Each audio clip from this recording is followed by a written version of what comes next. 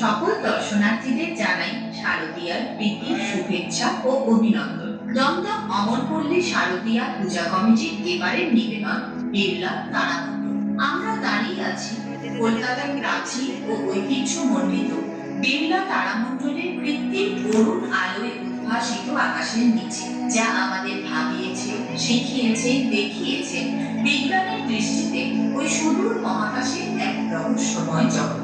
1963 সালের 2রা জুলাই তৎকালীন প্রধানমন্ত্রী শ্রী জওহরলাল নেহেরু বিড়লা তারামণ্ডলের উদ্বোধন করেন। তারপর এক দীর্ঘ সময়কাল ধরে কলকাতা শহরের এই তারামণ্ডলটি হয়ে উঠেছে মহাকাশকে ছুঁয়ে দেখার এক বিস্ময়কর ঠিকানা। পিতৃপক্ষ অবসানের পর দেবী পক্ষের আকাশে চাঁদ, পশ্চিম আকাশে সন্ধে তারা যেন এই শহরকে করে তুলেছে আলো আনন্দ।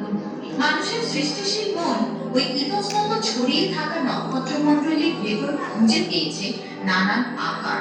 ওই আকারের ভেতর ছড়িয়ে থাকা নক্ষত্রপুঞ্জকে কনস্টেলেশন বলা হয়। আজ শারদ সন্ধ্যায় দক্ষিণ আকাশে দেখা যাচ্ছে স্করপিও বা বৃশ্চিক রাশি, তার ঠিক পাশেই স্যাজিটেরিয়াস বা ধনু রাশি। উত্তর আকাশের দিগন্তে দেখা যাচ্ছে সপ্তর্ষি মণ্ডল, আর উত্তর দিগন্তের ঠিক 22.3 ডিগ্রির উপরে নিজ স্থানে অবিচল ধ্রুবতারা। ওই নক্ষত্ররা আসলে কি?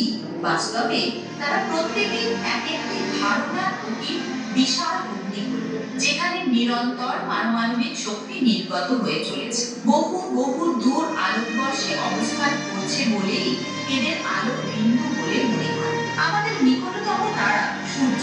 সূর্যকে কেন্দ্র করেই আমাদের এই সৌরজগৎ, যেখানে 8টি গ্রহ সূর্যকে প্রদক্ষিণ করে চলেছে, যেখানে একমাত্র পৃথিবী ছাড়া আর কোনো গ্রহে এখনো প্রাণীর অস্তিত্ব পাওয়া যায়নি। 2023 সালে একমাত্র দেশ হিসেবে ভারতের